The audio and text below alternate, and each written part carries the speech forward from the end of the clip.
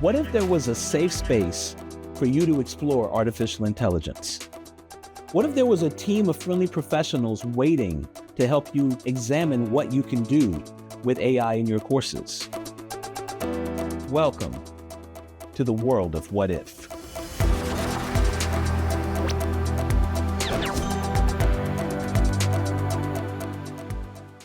Good morning and welcome to Playground Friday.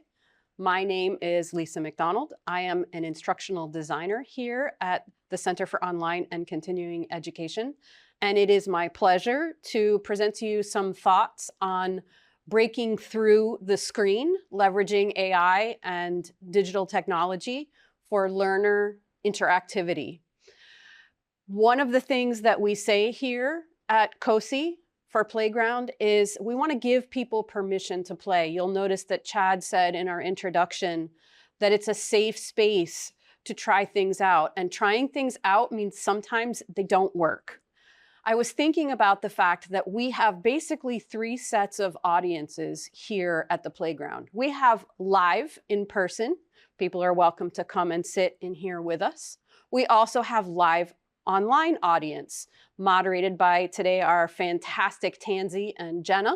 And we also have a YouTube channel. These recordings, these playgrounds will end up on our channel, on our YouTube channel a little bit later. So that means we have three different types of audiences. We have in-person, online, and online asynchronous. So I was thinking about how do I play with three different types of audiences. And I used several AI platforms, generative AI platforms, in the process of creating this presentation. I started with lots of ideation with ChatGPT. I also used Gemini to help me organize my thoughts, put things in the right order, and also to stay on task management. It's one of the things I actually like most about using generative AI is it can be that sort of helpful taskmaster, like, okay, let's move on. Let's not try to polish, every single grain of sand on the beach. Let's actually make progress. For the visual slide design, I leveraged Claude to help me make the slides a little bit prettier, but also still accessible. And finally, I used Gemini to create my own gem, and you'll find out a little bit more about gems, but what I can tell you about them, it's kind of like an agent, but it's an individual prompt bubble that you can interact with. So that's the setup, as it were. I also would like to explore the why of this presentation, and the why is I believe that people learn more by wrestling with ideas than by receiving answers. And here at COSI, we've heard a lot of instructors say that they're concerned about students using AI just to get the answers and not engaging deeply with the content. Our belief is that technology can help us create productive friction rather than remove it. And friction is where the learning happens, where it's, as we said, as Chad just reminded us earlier, it's safe to make a mistake because that's actually where we learn the most. If you have the right answer every single time, you didn't actually learn anything. It was only when you made a mistake, you went the wrong way home. You took the wrong exit and you learned more about your neighborhood than if you got it right every single time. How will I do this? Well, I hope that by the end of this presentation that you will be able to explore how digital tools can help surface patterns, perspectives, and questions that deepen human interaction, student to student and instructor to student, and even staff member to staff member. We have a lot of individuals here at the university whose ultimate goal is to provide education to students, but we all have to interact with each other in order to do that. I hope that you will also experience how technology can support reflection. It can reveal themes and extend classroom conversations. To me, as a former teacher, there's former teacher and certainly former student, there's nothing better than a conversation that extends long after class. You're still engaging with the topic, maybe even debating with your friends, over which franchise is better, Star Wars or Star Trek. I also hope that I will give you an opportunity to use AI to make sense of ideas, to uncover assumptions and generate new questions. So that's a lot. That's a heavy lift for 30 minutes. So what will we do in order to get there? Well, first, we're going to start with a live poll courtesy of slido.com. It's a very easy, simple to use user interface. And so if you went to slido.com, you could figure out how to create a couple of different interactive tools with your students, but the one that we're going to use today is a live poll. We're also going to try out a waterfall chat for those of you online. That'll happen right there in your Teams window. If you happen to have the chat window open on the side, you'll be able to see all of that. We're going to use menti.com to create a word wall. Menti is similar to Slido in that it has a lot of different options, very simple to use. You could go there and create some interactive prompts as well.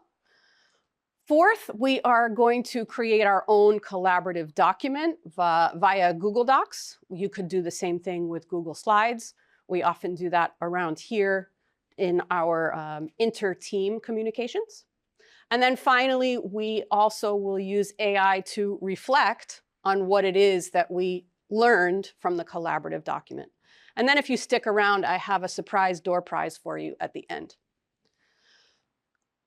So my basic inspiration for this presentation kind of came from the idea that we all have different perceptions, and sometimes we can have very different perceptions of the same stimulus. So as you look at the different illusions that are offered here on the board, if I start top left and go clockwise, that grid, I forget every time what the actual name of it is, but I think it's a Hauptmann or Hartmann, maybe it's Hartmann grid. The white lines on the black background, if you concentrate on a single intersection, you'll notice that where the white lines intersect looks like a white point. But if you allow your eye to gaze around the whole shape, you'll notice that the ones you're not looking directly at appear black. And it's all just an illusion created by the human visual system. At the top right, you'll notice two lines that are both parallel and equidistant. I guess they're not equidistant, but they're the same length, but they look very different to our eye because of the way that the line ends. The bottom right, I don't know if you remember many years ago, the dress that went viral online because different people looked at that dress and saw it was a blue dress with black stripes. Other people looked at it and said it was a white dress with gold stripes. And there was very intense debate over who was correct. What's interesting is that we are very committed to what it is that we see. And then finally, there's also a little bit more recent than the dress, but also still a little bit dated.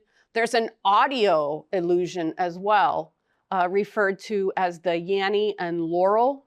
And it's it's a single audio clip, but depending on your own perception, some people listened to it and heard very clearly Laurel. Some people listened to it and heard very clearly Yanny. And I think there's another one as well with Brainstorm and I don't know if it's green pepper or something like the Green Lantern. Anyway, the point is, why does this matter in a classroom? Why does this matter in our workplaces? Because we can look at the same stimulus. We can look at the same thing and have very different views. So, having said that, let's get into our first interactive tool. If you happen to have your mobile device, you can use the QR code to join and vote for what you see. Does a hot dog count as a sandwich? Now that seems sort of like a ridiculous question, but the way that it's posed is very binary. I've given, I believe, 4 options. Yes, it's definitely a sandwich. No, it's never a sandwich. Maybe, I'm not sure. And then, oh, maybe sometimes. And reply hazy, ask again later. So if I vote, let's say, no, a hot dog is never a sandwich, it's not the same thing, and then I send, you can see that as the results come in, the poll itself, the poll results will change. Now, how is this encouraging human interaction? Hopefully you can think of a similar question that you could ask on your team and get different responses, and that would give your team an excuse to talk through their ideas. It doesn't have to be a ridiculous question, but you might find that ridiculous questions can lead to actually very deep conversations. The people who say, no, a hot dog is never a sandwich, are going to feel very passionately about their point of view. How can we listen to their perspective and learn something new? Similarly, if you are adamant that yes, a hot dog counts as a sandwich, it's food on bread, there's not much more here to debate. So I just proposed one tool, the slido.com, and there are other options at Slido for you to try out if that's something that you find interesting. So tool number 2, we're going to stay right here in the Teams chat. But what we're going to do right now is called a waterfall chat. And the reason it's called waterfall is because the idea is you're going to type your response, but before you click send, just pause and wait for other people to type their answers in so that we all click send or press enter at the same time and we see all of those answers sort of waterfall in. The one drawback of this is that our in-person audience doesn't have an opportunity to type into the chat. And I don't want to put anybody on the spot, but if there's anybody in the room who wants to talk about what play means to them, I could also type it into the chat myself. So the question is, define play in 5 words or fewer. You can see that I have my type field set up there. I'm going to say Hamlet is a play. So for those of you who are ready, hopefully on 3, 2, and 1, we'll press enter together. So 3, 2, 1, enter. And you can see the answers popping through. I think what I like about this is that not only do you get the interaction between the respondents in the chat, but you also get that sort of participatory feeling, oh, this is happening in real time. I might miss it. I know that when I started working here at COSI, where we use Teams a lot, I used to have to scroll back up through conversations because I would miss things in the chat. So it requires kind of a lot of mental processing to kind of get used to that. And I also like that in the Teams chat, you can respond and react to other people's answers. So play, learning without consequence. It's fun, it's open-ended exploration, it's allowing your imagination to be free, it's unbounded glee, creativity, imagination, experimentation, exploration, live action theater, having fun. Notice that fun has come up a lot, and that is one thing that we hope that you'll walk away with from today's presentation, is that learning should be fun. You remember being a kid and going to school was fun. So another question for you. Let me explain first what a word wall is, and then you can, while you're listening to that, you can think about what engagement might look like in your class, on your team, during a presentation. But a word wall is intended to be kind of a work of art. And if a particular word appears more than once, it will grow larger in relation to the canvas itself. So if I jump over here to Menti, notice that as our respondents are responding, that the work of art itself is shifting. It seems that participation is a popular response. What does engagement look like? People are participating. If they're participating, hopefully they're engaged. If we're using the technology to help us leverage that engagement, it not only helps the other learners feel more willing to participate, but it also maybe gives people something to think about once the participation is over. I love that listening is almost as big as participation. Asking questions, discussion, disagreeing. I don't know if you can see it, but I see disagreeing on the list. Interaction. So that's another tool that I propose you could use in your context. And then for those of you who feel like you wish you could have a slightly larger set of words, note I realized that the word wall was really kind of one word at a time. I'd like you to think about one strategy you already use to encourage interaction in your context with your students. But this is an interactive Google Doc that we can type in. What is one strategy that you already use to encourage interaction? It doesn't have to be students, could be, even, I imagine, a family situation. You could have a shared document, kind of like a WhatsApp. People contribute to, hey, where should we go to dinner for so-and-so's birthday? I vote for this. So I'm going to jump over to that document, and we can see that people are working on that document as we speak. I'm intrigued by what ARS might be. And I see that Dr. Perkins is also intrigued by what ARS might be.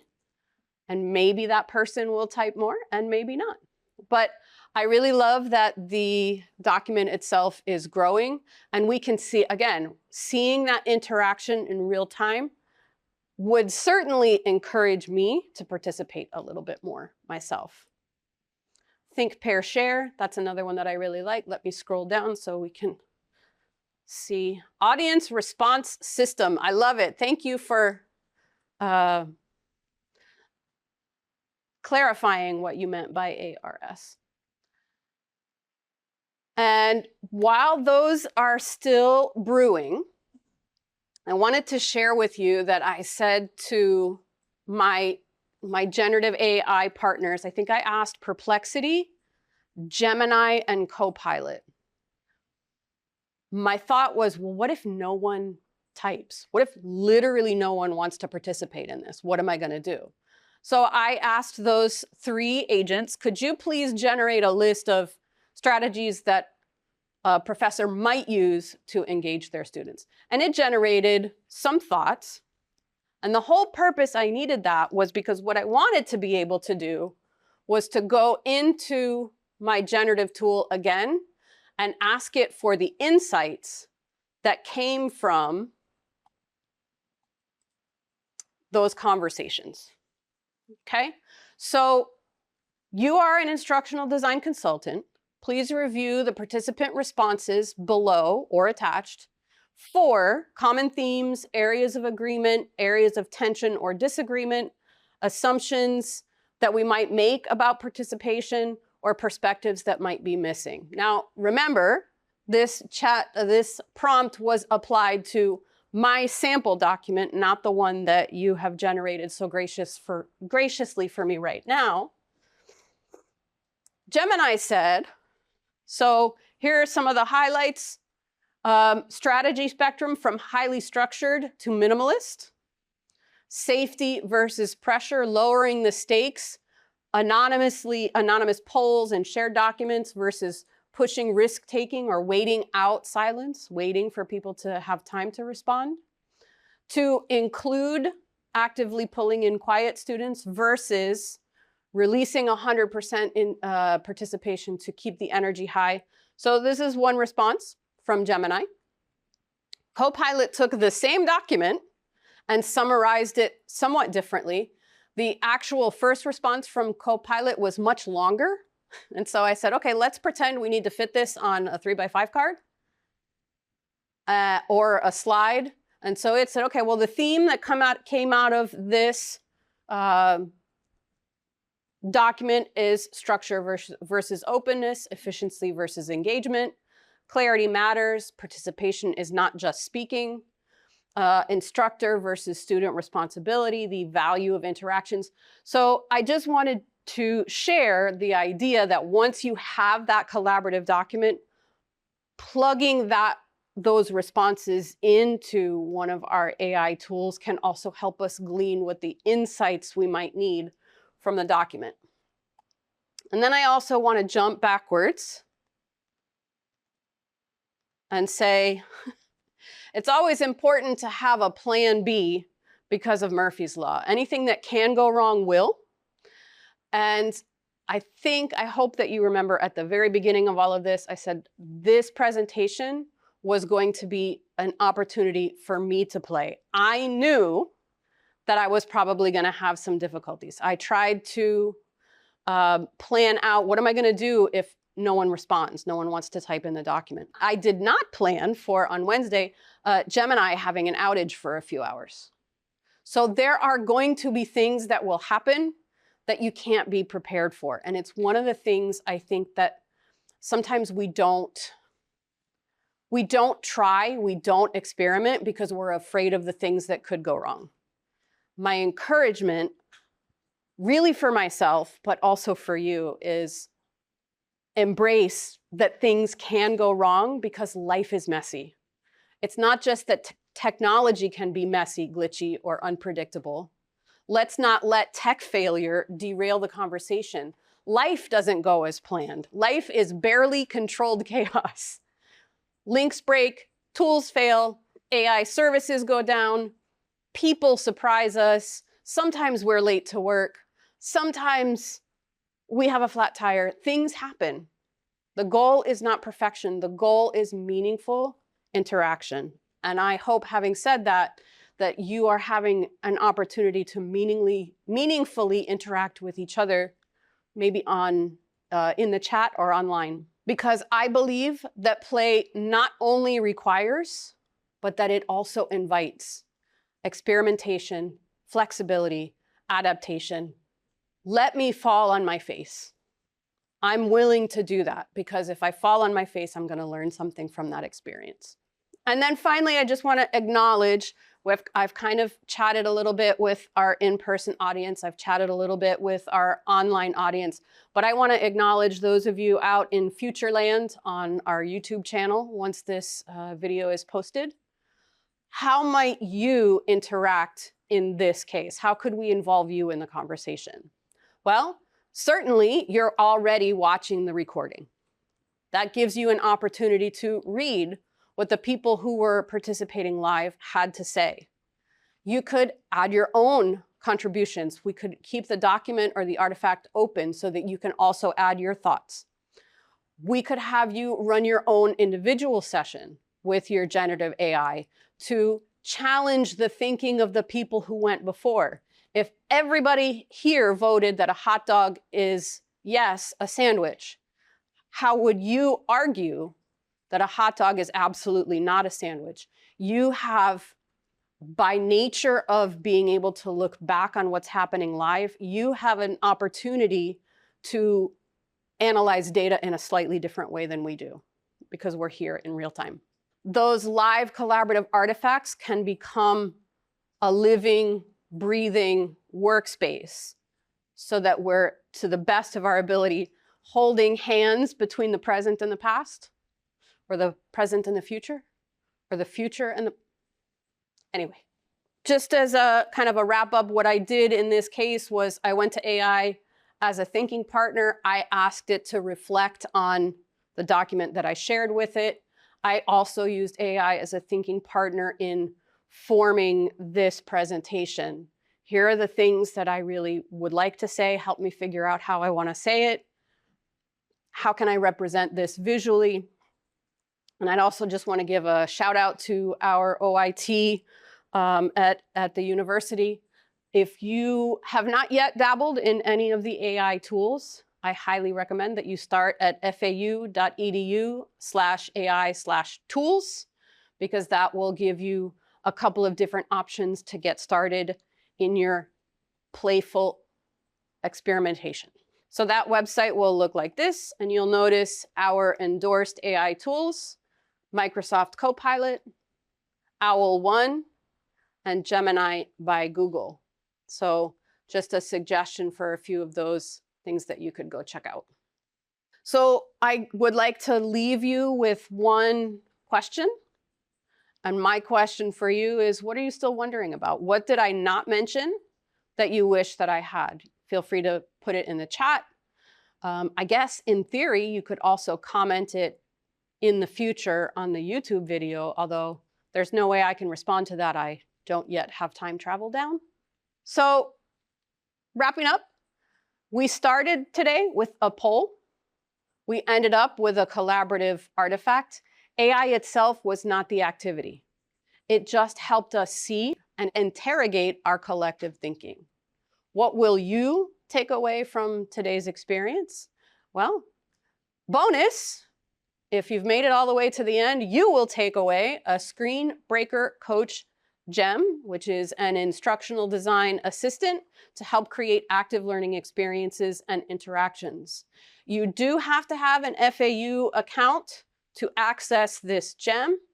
And a gem, like I said, it's not a full agent, but it's a pre-existing conversation. So if I were to come over here and say, what is some topic that you're curious about, that you wonder about? What if we said, I'm curious about the theory.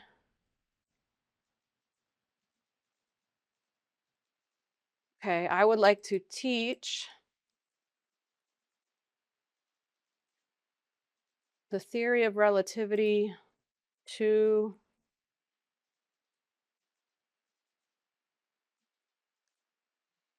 I'm going to teach the theory of relativity to my grandmother. Okay, this is the ultimate test of conceptual mastery. We're going to strip away the complex tensor calculus and focus entirely on the core philosophical and physical disruption that time and space are not absolute but relative to the observer. So if we were going to create a quick poll, we might ask,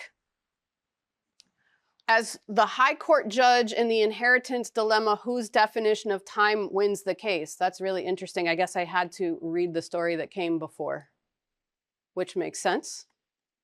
Okay, in the waterfall chat, in 5 words or fewer, how would you explain relativity to your own grandmother without using the word physics? I kind of want to ask Gemini what it would say.